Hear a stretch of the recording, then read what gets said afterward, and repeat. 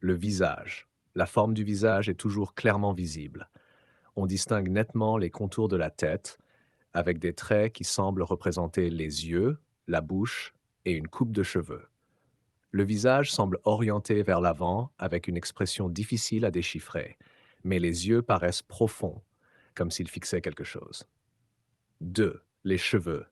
Les cheveux apparaissent assez bien définis, légèrement ondulés ou bouclés. Ils encadrent le visage de manière naturelle et leur couleur sombre contraste avec le reste de la silhouette, ce qui les fait ressortir encore plus. 3. Le cou et les épaules.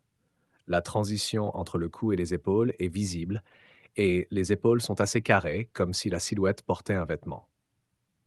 Il y a une ombre qui suit cette ligne, ce qui donne une impression de volume et de présence physique. 4. Le buste. Le buste est bien proportionné et semble habillé, peut-être avec un gilet ou une autre pièce de vêtement.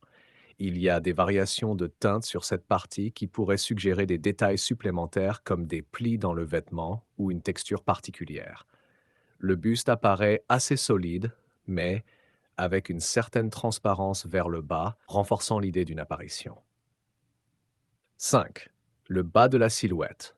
La partie inférieure de la silhouette, là où on pourrait s'attendre à voir des jambes, est plus floue.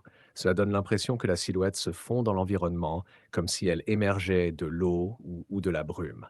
Cet effet ajoute une dimension mystique, comme si la silhouette n'était pas complètement matérielle. 6. L'interaction avec l'environnement.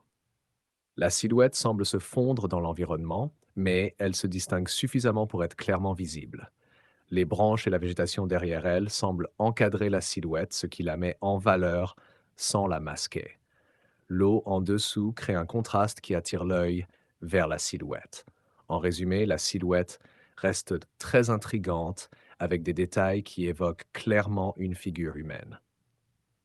L'effet global de l'image est celui d'une présence mystérieuse, presque spectrale, qui se démarque de l'environnement naturel tout en semblant en faire partie.